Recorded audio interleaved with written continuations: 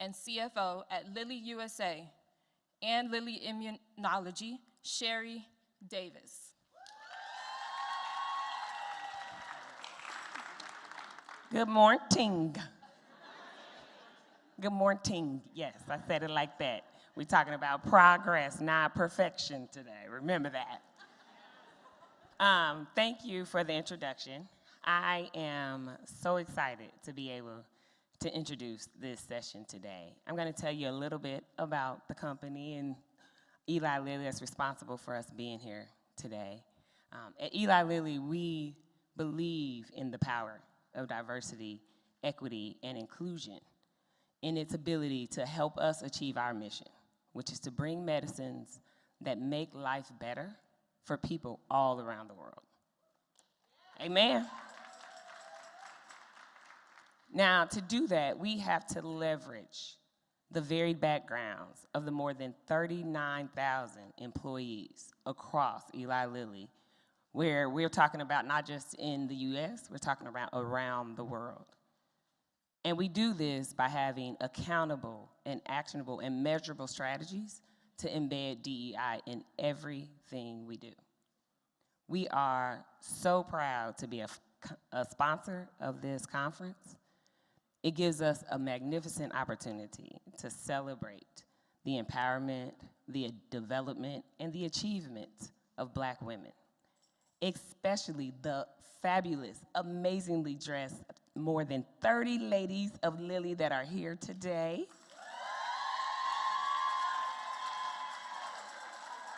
That's right, we carry music instruments in case you didn't know.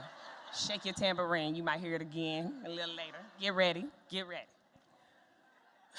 But we are here to talk about why progress is even better than perfection. We have a fantastic panel that is going to talk to you about their journeys, both in their career and in their personal lives. So get ready to take some notes. If it's anything about how Ms. Nichols laid it on you, get your tissues out. You might tap once or twice. But with that, I'm going to hand it over to Jacqueline M. Baker to moderate the panel.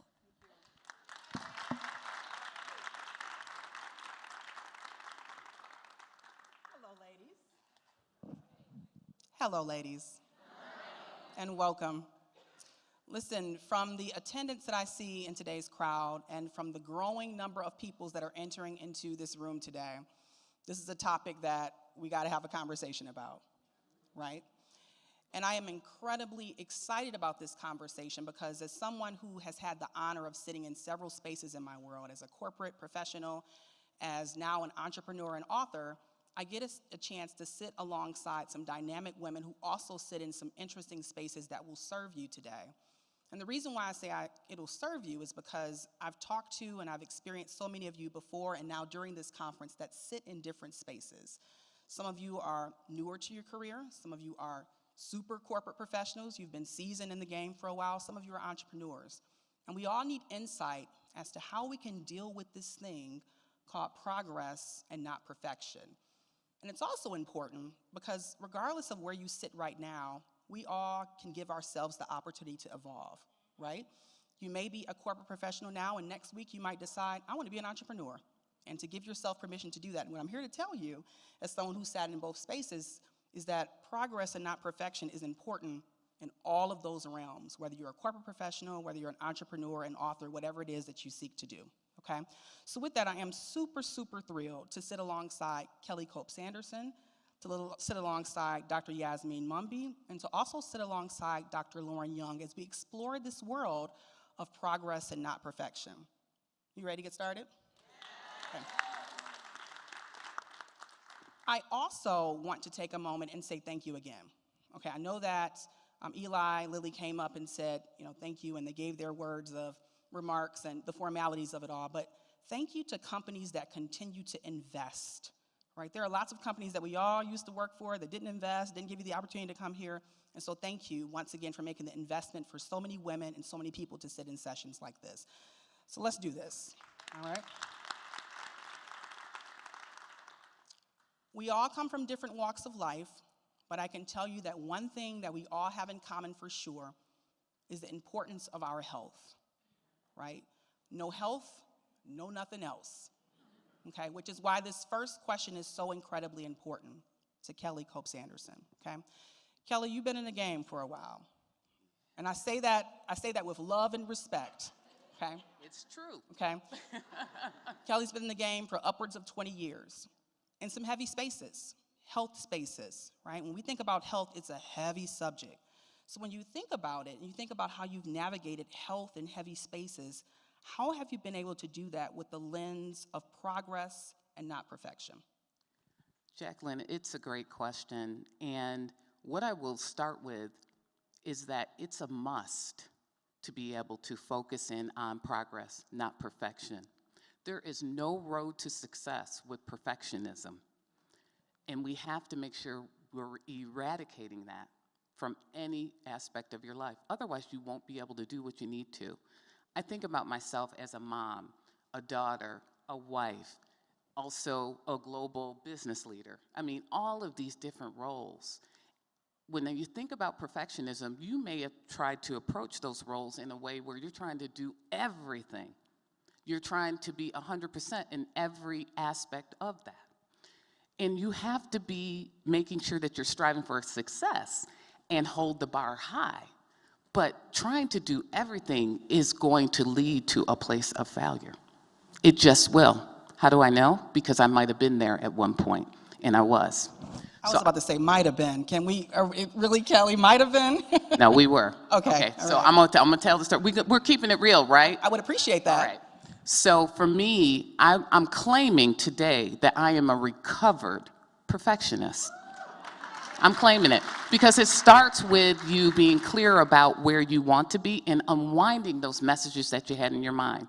For me, I love math and science growing up, and I can remember like early on, 6th grade, the report card was all A's. And I brought that home, and my mom just was so happy, and my dad, and they just talked about it with everybody. It became a part of my being that I was gonna always get those A's because I felt wonderful in that. It became a part of my self-identity that all that was perfect and good was to do those things. So it's working hard, getting the A's and all of that. And to also make sure you're better than everyone else. All those messages that we get, that you have to do better, be better, perform better. You gotta be kinder, and you gotta be careful because you know you are a taller black woman too.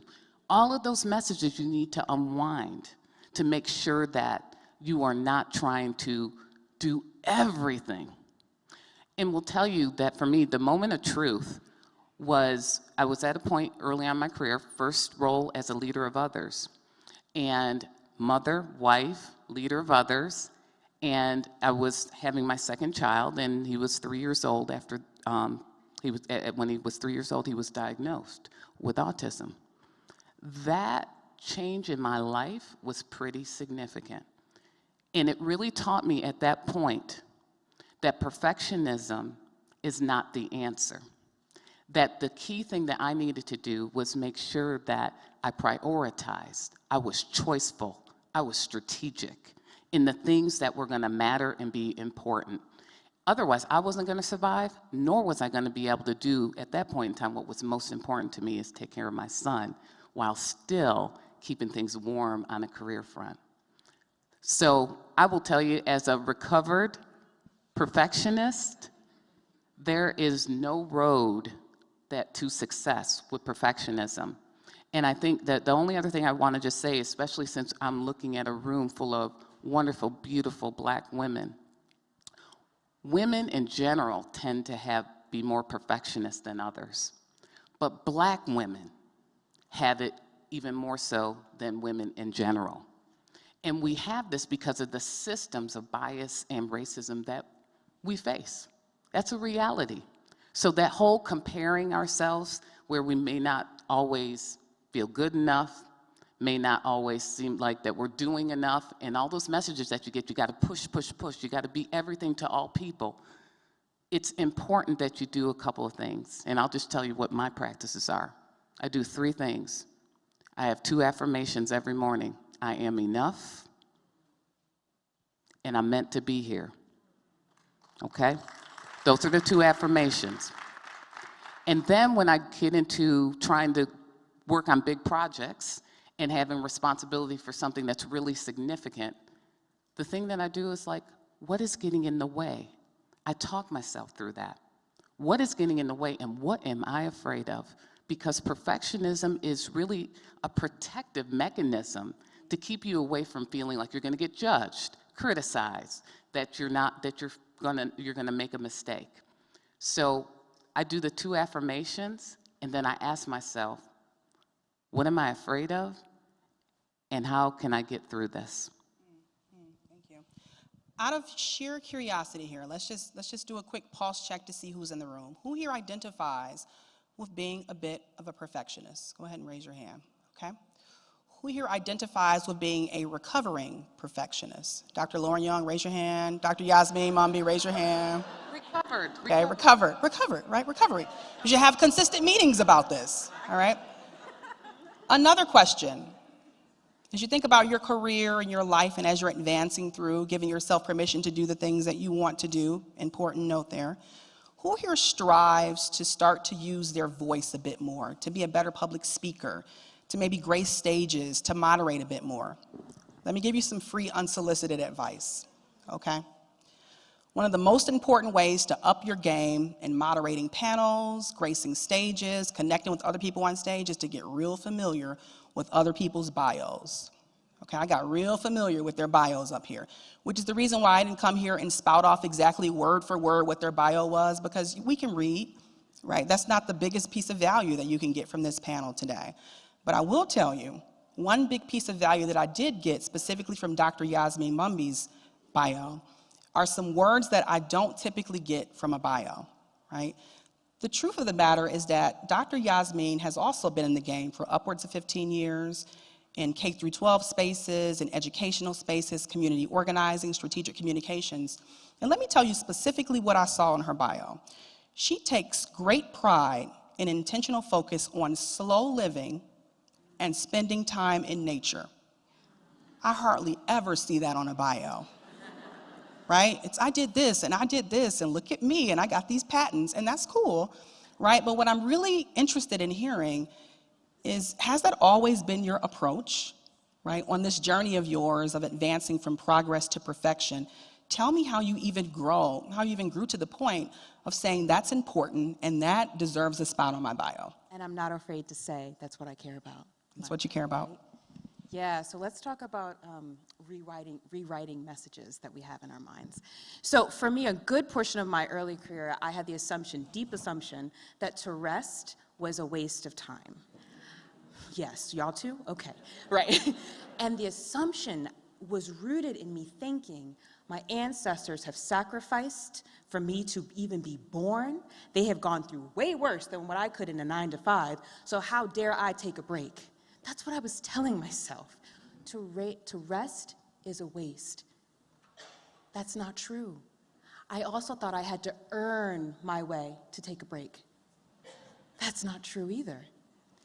But I didn't come to that realization by thinking of different assumptions to override those messages, I said to myself. It was through a deep experience when I was 27 years old where my body refused to continue physically. It just could not any longer. And I'm going to share a bit about that story with you. I was working 7 days a week in the public sector, nonprofit work. I was the co-chair of the Baltimore Education Coalition, a citywide coalition with 3,000 citizens across Baltimore organizing for education funding. We were in the middle of co-leading a $1 billion campaign to rebuild schools in Baltimore City. 10 years later, there are 27 new schools being built in the city because of that organizing work. Yeah, go ahead, give it to them. Anybody from Baltimore here? Yes, you know some of them schools, okay. And I was a 7th and 8th grade social studies teacher, and that's how I got into organizing, because I was frustrated with the inequity in Baltimore City. And y'all know exactly what I'm talking about, yes. And so I was also in law school at night. Who does that? To rest was a waste. That's what I kept saying to myself in my head. And so it came to a point where at 27, after winning that campaign and being almost finished with law school, and I was a summer associate at a law firm and just on this trajectory, creating a life that wasn't full of vitality because it was taking away from my vitality, I ended up losing my eyesight in my left eye. It is forever impaired. I have a disability. And for a year, I could not see out of my left eye because there was a blood clot in the vein between my eye and my brain, so it presented in my eye and not in my brain. But what happened was that my eyesight suffered, and there was a hemorrhage. While I was healing from that, we did experimental treatments, eye injections every month. Doctors weren't sure if it was going to come back. The damage was so terrible that the doctor had never seen damage like that in a 27-year-old. It was on par with a 70-year-old who was degenerating there. At the same time, I was growing a tumor in my fibroid tumor. Black women, we suffer from a lot, and we hold a lot. And it was presenting inside, 10 times the size of my uterus. And it couldn't get any worse, but it did. Wow, yeah, it's okay. Sometimes you gotta laugh a little bit to release the tension or cry. And I was on the couch recovering, and I felt a lump in my left breast. All within 7 months. To this day, my body still carries the scars. And I had to pause because I literally could not continue life that way. And so people who understood me understood the sacrifices that I could no longer make to show up perfected for other people. And what that meant was that I turned down that offer to join that law firm because I needed to heal. Who walks away from that? I had to. I had to choose life over that form of what I thought was success. Fast forward, I'm healed. I started my own business. I move in a way that's different. I support other women leaders, especially Black women, to choose themselves over this form of really trauma and pain that shows up in our bodies from the stressors we take on living life, right? And so for now, my key learning is this. Rest is essential for your vitality. Healing and learning is a disciplined practice of care and love for yourself. And it is a progression. It is a journey. And it's not about the linear perfection of who you think you need to be for other people. Because if you keep showing up that way, you might not be here to show up.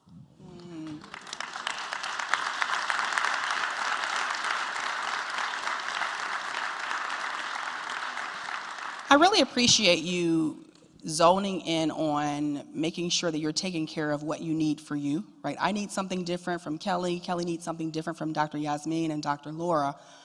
And I'll tell you something that I would like and need. Yesterday, I saw a gang of women walking around with those black t-shirts with the umbrella on it.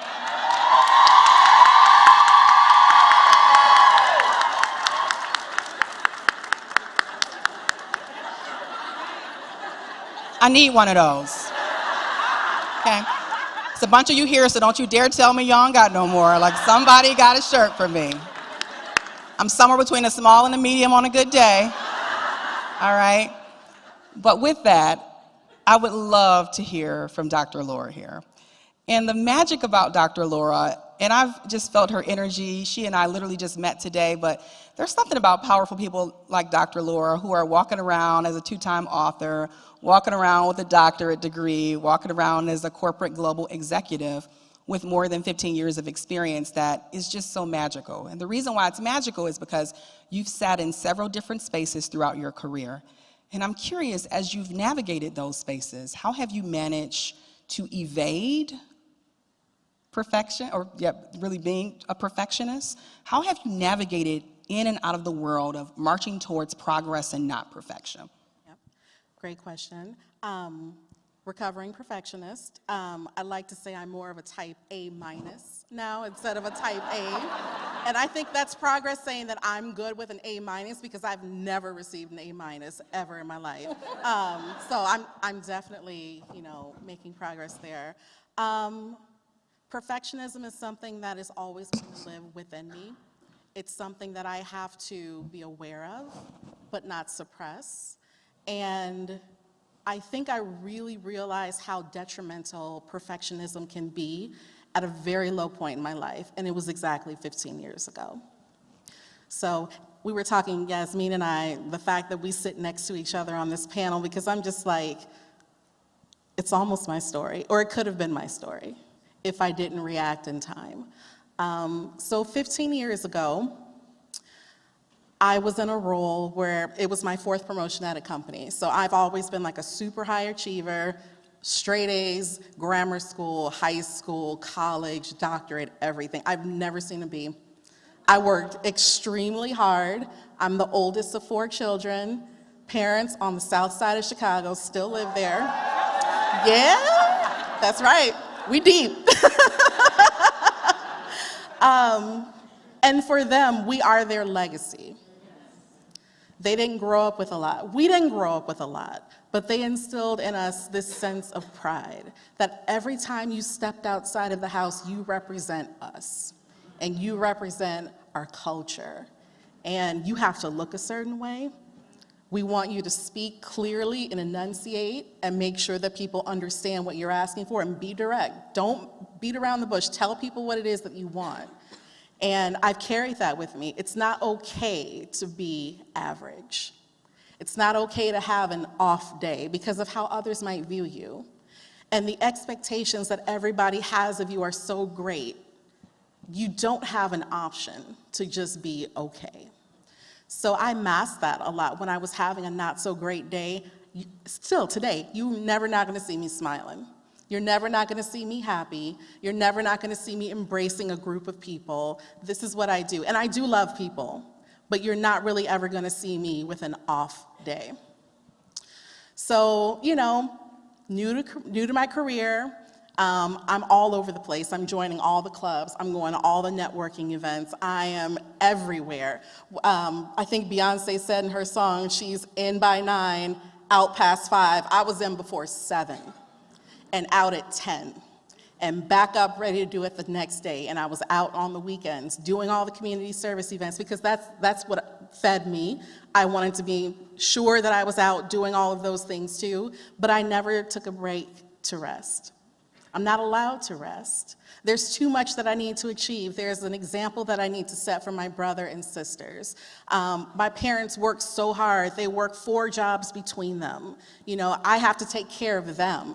I have to make sure I pay off their mortgage. I'm taking on all of this stuff that no one has asked me to do because I'm told this is the expectation of a Black woman.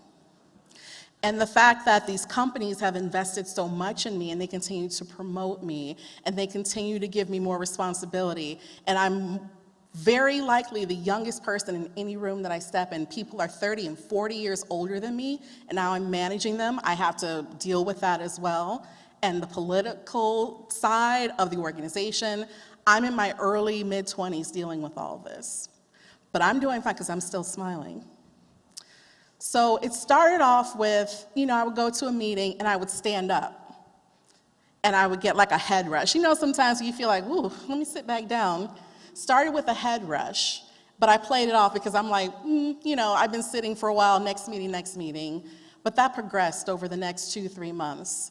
It got so bad that when I would stand up and walk, I couldn't do it without holding a wall.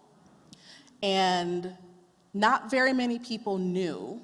I kept it very quiet, but I walked really slowly, or I put a lot of time in between meetings because I didn't want anybody to think that there was something wrong.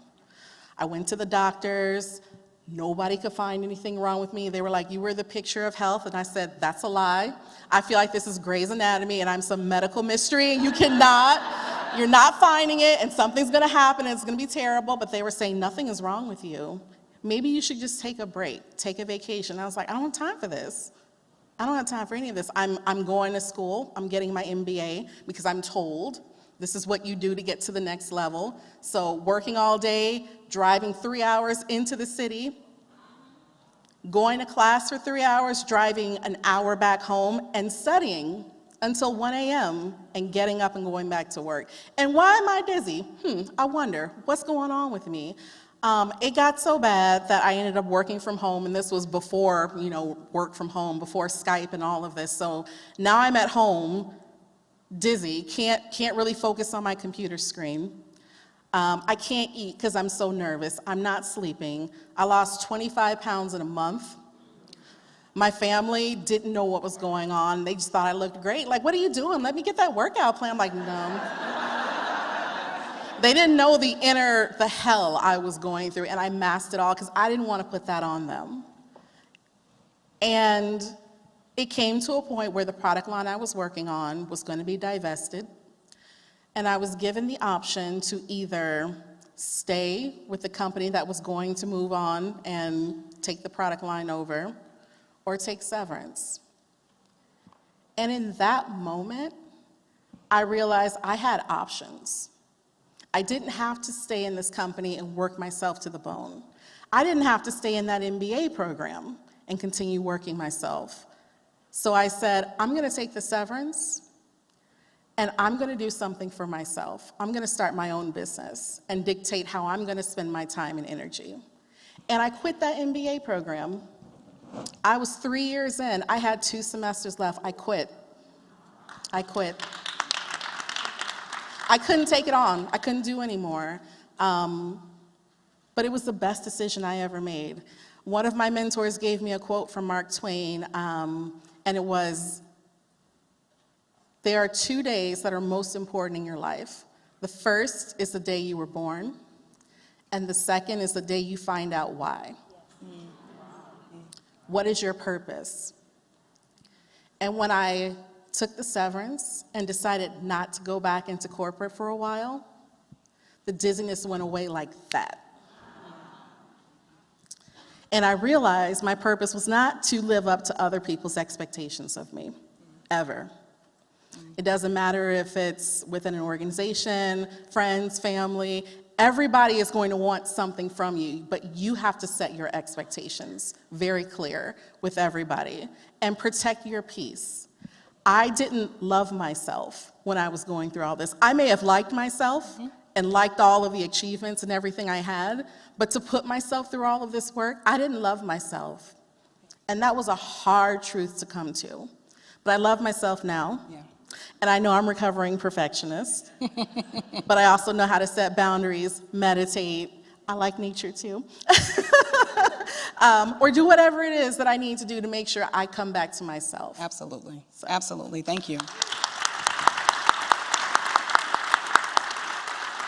In just a moment, we are going to actually begin to transition into Q&A so quickly. We have had this conversation, but listen, there will never be a time when you're in my care, in my presence, when we don't take some action, right?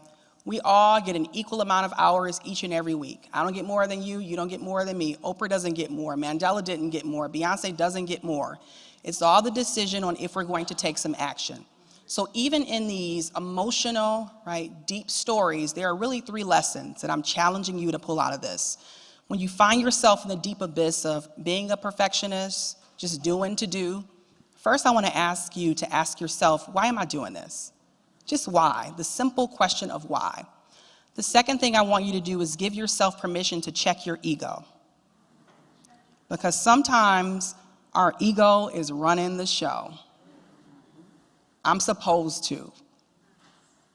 I deserve. And sometimes you don't even want whatever it is you're fighting for, right? I ran into that issue with trying to pick the cover of my second book. I was fighting to have me on the cover. It didn't make sense. I'm not a household name. People who read leadership books don't walk around with unknown people on the cover. Let's just call it, right? My ego was trying to run the show. So number 1, what's your why? Number 2, check your ego at the door. And number 3, give yourself permission to rest, okay? So with that, it's time for some Q&A, all right? You can head to the back if you have any questions that you'd like to ask anyone on the panel. So go ahead and head back there if you have any questions that you'd like to ask. Any questions? If not, I got more questions for the panelists up here. All right, I see some people heading over. If you have any questions, 2 questions. I see 2 people standing up, which means that we're at capacity for questions. My name is Tanaya, and I'm from Travelers. Surprise, surprise. My question is, you guys talked about resting. I'm curious to know, what does a self-care day look like for you guys? I would love to throw it to Dr. Yasmin, but I feel like that's just going to be, I feel like it's going to be too easy, Dr. Yasmin. Too easy. But is it possible that I can throw it to Kelly as an unlikely person? Let's do something unexpected, okay? Kelly, can you tell us succinctly what's your self-care day look like? Okay, I will tell you succinctly. See that key word, succinctly? I will tell you. But let me just be clear that sometimes finding that opportunity for that self-care day is a whole lot of self-talk to get you there. So, and it is so important. Every time I take it, what I know is that I'm better off for it. I see things more clearly. But for me, what it is making sure that I create space. I'm setting the boundaries first of not taking the calls, not necessarily being available, and it just making sure that I have that time to truly enjoy what I love, which is hot yoga. That's what works for me. And I meditate while I'm in hot yoga. I pray while I'm in hot yoga. And I really tried to get to clarity, because anything else I might do, like going to a spa or going to meet with a friend, it starts with me having my mind clear.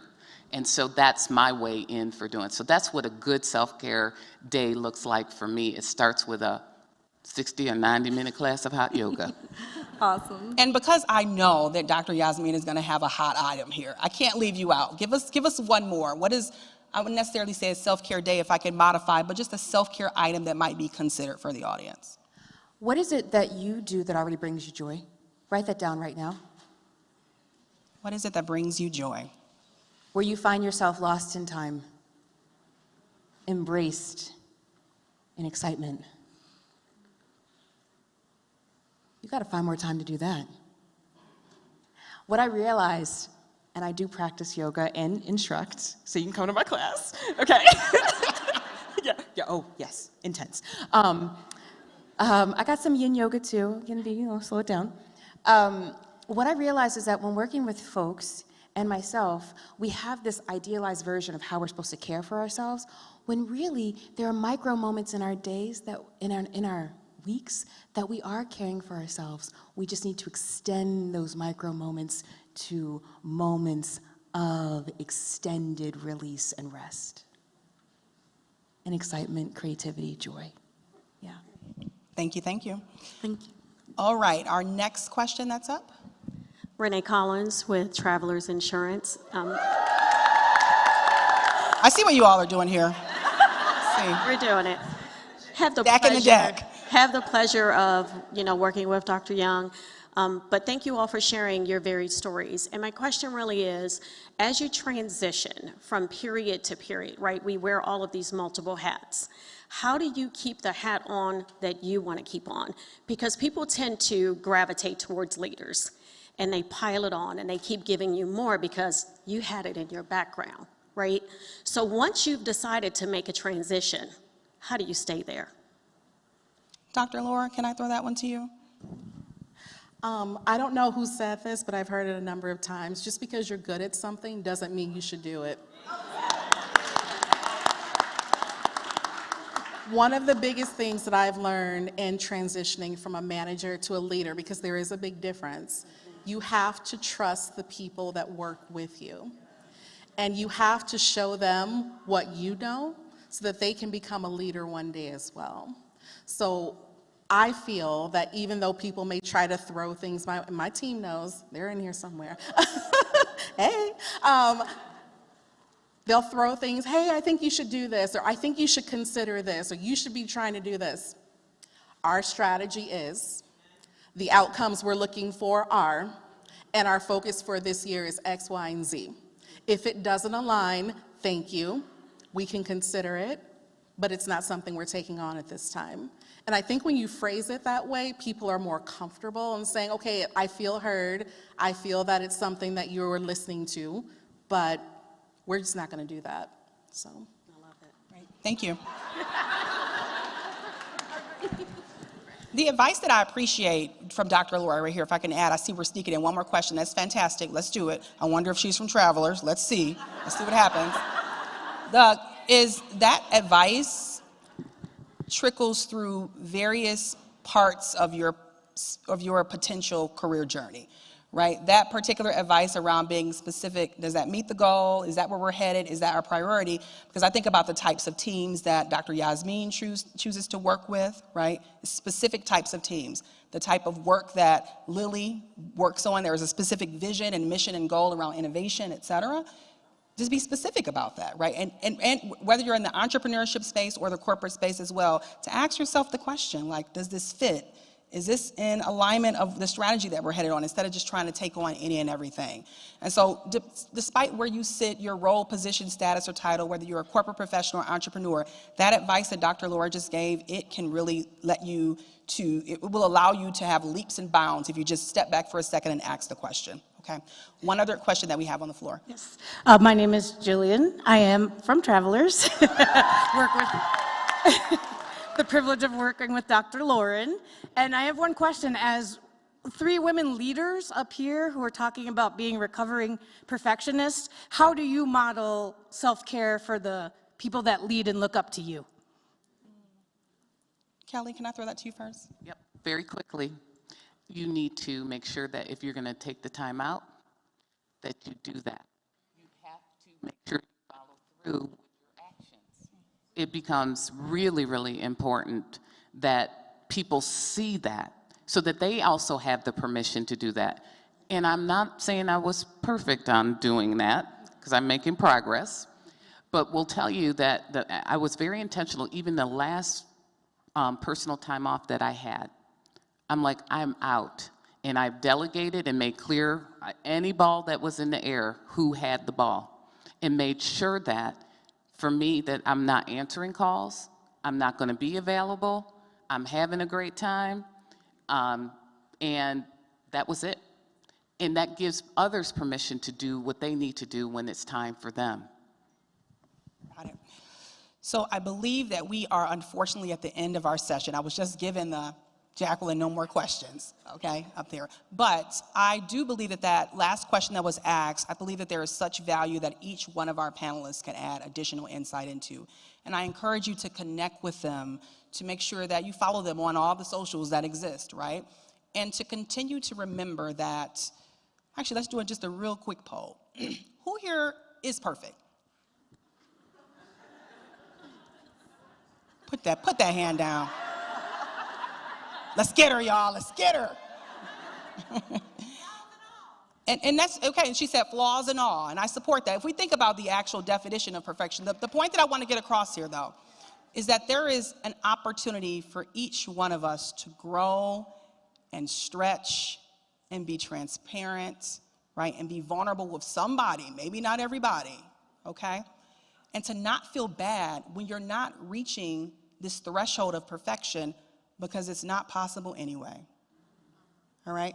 To give yourself permission to do the things that you want to do, start the things that you want to start, go after the career choices that you want to make in your world, whether you're 100% qualified or not, for the record, okay? So go after those things and be brave enough to get people around you to give you feedback as well so that you can advance on your journey of progress and not perfection.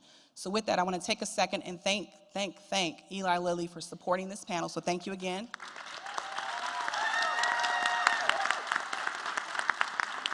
Thank you to Kelly Copes-Anderson. I appreciate you for being here. Thank you to Yasmin Mumby, and thank you to Dr. Laura Young for being here as well. We appreciate you all. Be great, and we'll see you at the next session.